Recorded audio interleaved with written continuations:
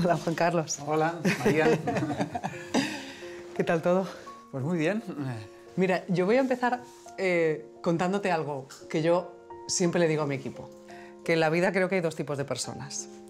Los que en una final de un mundial se piden tirar un penalti y los que no.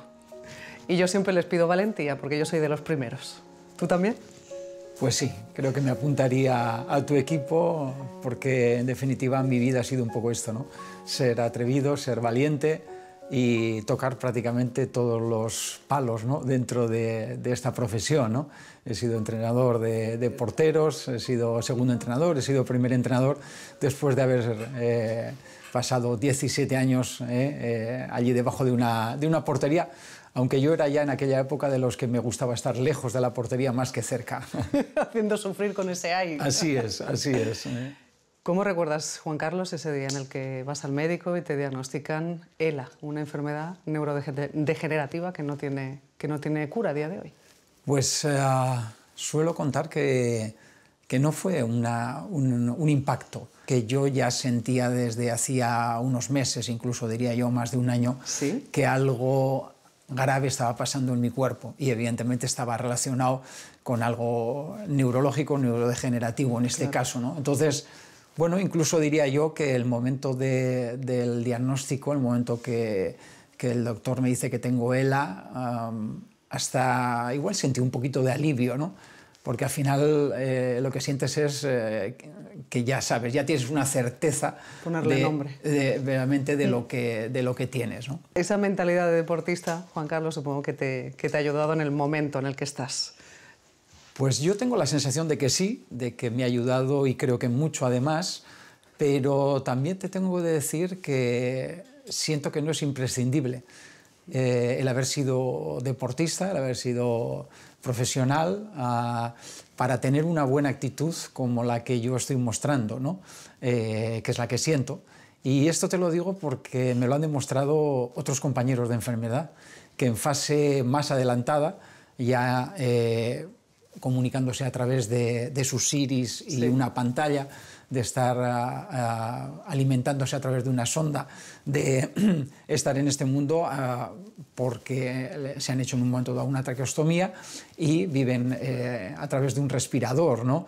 Entonces, en esa situación, ellos aún son capaces de tener una sonrisa, de sentir que la vida merece la pena a pesar de todas esas dificultades, ¿no? Pero no te quites mérito, entonces, Juan Carlos, porque ellos no han sido deportistas profesionales y tienes esa sonrisa, tienen esa actitud, ¿no? Tú decías antes, ¿no?, que has tenido contacto con otros enfermos, otros miembros de tu nuevo equipo, como sueles decir tú, sabiendo cómo evoluciona esa enfermedad. ¿Tú a día de hoy cómo estás? ¿Cómo te encuentras? ¿Cómo ha ido evolucionando en ti? Pues a ver, en relación a la enfermedad se confirma que lo que dijo el doctor Rojas, que fue el médico que me dio ese día el primer diagnóstico, de que mi ELA era de progresión lenta. Lo que pasa es que, claro, yo ahora mismo ya hace 4 años de los primeros síntomas y hace más de 2 años y medio de ese diagnóstico. Eso en esta enfermedad es mucho tiempo. Entonces, bueno, yo estoy limitado en mi caso, sobre todo para la movilidad. Están afectadas mis manos, mis brazos y mis piernas. Requiero ya de una silla de ruedas para movilizarme en la calle. Aquí en casa aún trato de no entregarle, digo yo, a mi cuerpo demasiado pronto a la enfermedad y aún soy capaz de hacer pues, series de 100, de 200 pasos y suelo sumar al final del día pues, unos 1000, 1200 pasitos a día de hoy, ¿no? A partir de ahí, bueno, esta limitación ya genera que necesites ayuda para hacer cosas tan esenciales, tan simples, hace muy poco tiempo, como secarte, como vestirte, bueno, cosas que nunca hubiese imaginado que sobre todo tan pronto iba a tener necesidad de pedir ayuda, ¿no? ¿Y eso cómo lo llevas? Yo ya con un catarro, lo de que me dejarte ayudar, lo llevo regular. Pues, bueno, en cierta manera la enfermedad te obliga, ¿no?, a aprender a dejarte ayudar.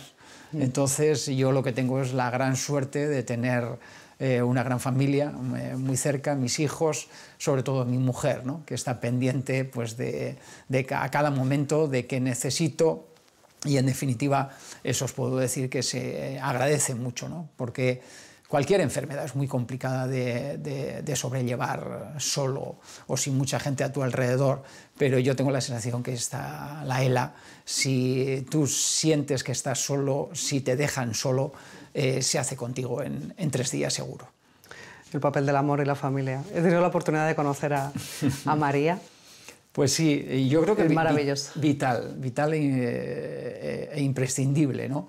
Pero por otra parte, bueno, yo siempre digo, o trato de buscarle la parte positiva, ¿no? Y yo creo que el haber sido diagnosticado de ELA ha sido como refrendar o poder percibir si esa educación que habían tenido nuestros padres había surgido efecto, ¿no?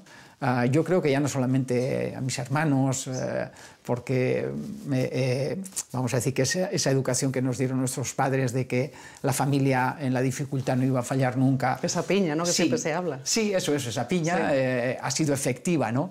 Sino que ya lo hemos podido comprobar María y yo, que esa educación también hemos sido capaz de traspasarla y de interiorizarla en nuestros hijos, ¿no? Entonces, bueno, eso también a mí me da mucha satisfacción y quizá de otra manera no hubiésemos podido corroborar hasta este punto, ¿no? Me encanta ver esa sonrisa dibujada en tu cara. Dicen todos los que te conocen que ni te quejas ni estás llorando, pero tú ahora mencionabas a los hijos, ¿no? Creo que ese sí que ha sido uno de los momentos más complicados, ¿no? El momento de sentarlos y decirles lo que pasaba, ¿no? Sí, ese fue el momento más emotivo, ¿no? Porque ellos ya eran conscientes, evidentemente, que a su padre le pasaba algo que no iba a ser leve, que estaba relacionado con algo neurodegenerativo. Ellos lo supieron después de 5 o 6 meses de ese primer diagnóstico. Wow. ¿Por qué razón tardé ese tiempo? Pues porque yo quería pedir una segunda opinión, como así claro. Me había aconsejado el doctor Rojas, y para estar más seguro de que realmente yo tenía ELA, ¿no?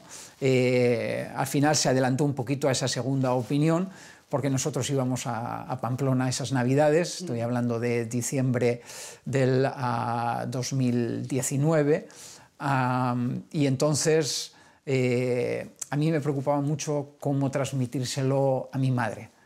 95 años. 95 años a día de hoy.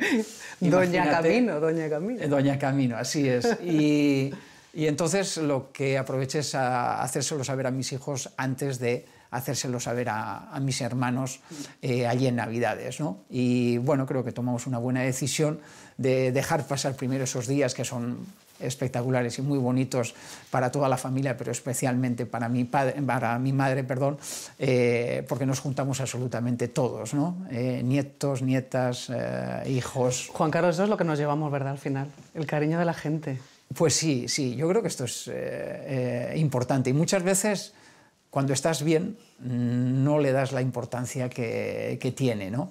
Y yo en mi situación puedo asegurarte que ahora estoy siendo más consciente de lo esencial. Y lo esencial es algo que por suerte no ha evolucionado en esta sociedad, y es que a todos nos gusta que nos traten con cariño y con respeto, ¿no? Entonces, cuando en una situación como la que yo vivo encuentras ese cariño, te hacen saber ese respeto, la satisfacción es muy, muy grande. Se calcula que hay unos 4.000 enfermos de ELA en España. Tú durante todo este tiempo te has propuesto pues, visibilizar lo que es la enfermedad, sobre todo para ayudar, lo cual dice mucho de ti, porque hay quien tiene que empezar a hacer tarea en esto, es decir, aquí se necesitan muchas cosas porque es una enfermedad incapacitante, es decir, quien sufre de ELA tiene que parar, por ejemplo, de trabajar. Sí, está claro que es una enfermedad muy limitante y en muchos casos ya desde el momento del diagnóstico y como consecuencia de que ese diagnóstico tarda tiempo en llegar, porque se diagnostica la ELA a través de confirmar o descartar que son otro tipo de enfermedades, ¿no? está claro que el doctor se asegura al 100% de que tienes ELA para poder transmitírtelo, porque en el fondo lo que tú estás recibiendo ese día es una sentencia de muerte, una acotación de tu esperanza de vida, ¿no? Porque, como se sabe o sabéis, esta es una enfermedad sin cura y que tiene una esperanza de vida entre 3 y 5 años, ¿no? Entonces, yo creo que estamos ante unas circunstancias, ante una enfermedad que debería tener un tratamiento diferente al que tiene a día de hoy en nuestro país, ¿no? Por un lado, desde el aspecto administrativo, burocrático, ¿no? Yo creo que ya es suficiente estrés ser diagnosticado con una enfermedad con esa esperanza de vida. Entonces, ¿para qué tenemos que usar o sumarle un estrés añadido en base al tiempo que te cuesta ser reconocido con una incapacidad, una discapacidad o tu grado de dependencia, ¿no? ¿Por qué no se puede esto acelerar o se puede en un momento dado dar de forma automática, ¿no? De que el primer problema que tenemos es que a nosotros en el momento del diagnóstico nos derivan a servicios sociales. Entonces, exceptuando cuando te tienen que hacer una traqueostomía, cuando te tienen que hacer la operación de la PEG, nosotros a la sanidad pública prácticamente le salimos gratis. Entonces, ¿cuál es el problema? Que esta enfermedad, como consecuencia de sus limitaciones, te va incapacitando, vas necesitando de muchos recursos económicos. Y que tienes que buscar fuera, ¿no?, de eso, entonces. Claro, o los tienes que tener tú. Claro. Entonces, algunos de ellos, sobre todo en el momento que tienen problemas para respirar y que requieren de una traqueostomía para estabilizar la enfermedad y para alargar tu esperanza de vida, deciden dejarse ir, porque ya vienen sintiendo que son una carga inasumible económica para su familia. Y yo creo que esto es, a mí por lo menos, lo que me rompió el corazón, ¿no? Cuando empecé a conocer que esto ocurría, ¿no? Y creo además que esto no lo debemos de permitir en ninguna persona, en nuestro país y en el mundo, ¿no? Porque puede haber 1000 razones para dejarte ir y son muy respetables, sí, y yo las respeto, pero que no sea, por favor, un problema económico el que te lleve a tomar esa decisión, ¿no? Entonces ahora nosotros lo que estamos reivindicando es poder tener una vida digna, que en estas circunstancias y con esas pocas ayudas, evidentemente es imposible, ¿no? Una vida digna en un momento en el que ya se puede decidir por una muerte digna. Pues a ver, yo estoy de acuerdo con tener ese derecho, ¿no? De poder tenerlo ahí para unas circunstancias X, poder llevarlo a cabo o no. Pero nosotros, y creo que en esto coincidimos todos los afectados, todos los pacientes de ELA, vamos a decir que lo que pedimos o reivindicamos es que antes de poder decidir si queremos tener una muerte digna, lo que queremos tener es una vida digna. ¿Tú antes de tener la enfermedad pensabas mucho en la muerte, Juan Carlos? Pues no demasiado. Es verdad que la muerte no es, vamos a decir, algo que tenga que estar en nuestras conversaciones cada día, pero sí yo creo que le tenemos que perder ciertos miedos a hablarlo. Dices tú, la muerte asusta, puedo decir yo. Pero a mí también me asusta ser infeliz en vida, sí, por ejemplo. Es que yo creo que eso es bastante peor, porque al final, cuando llegue la muerte, o cuando nos llega la muerte, yo no creo que hay más cosas, más allá. ¿Tú no crees? No, y mira que he tenido una educación muy religiosa, muy católica en mi casa. Incluso tengo alguna discusión con mi madre a día de hoy, ¿no? Porque ella me dice, ¿en qué hemos fallado? Y yo les digo, no habéis fallado absolutamente nada. E incluso yo le digo a ella, ya me gustaría tener la fe que tú tienes, la tranquilidad que tú tienes con 95 años, pero esto no se compra ni se vende, hay que creer en ello, ¿no? ¿Nunca has pensado por qué a mí, verdad? No, porque tampoco me había preguntado, me había hecho esa pregunta. Cuando las cosas iban bien. Claro, para mí la palabra clave es aceptar. Aceptar a la ELA en este caso como parte de mi vida también. Entonces siento que al haber aceptado, y en este caso de forma natural, la ELA como parte de mi vida, tengo unas malas cartas para jugar, pero las puedo jugar de la mejor manera.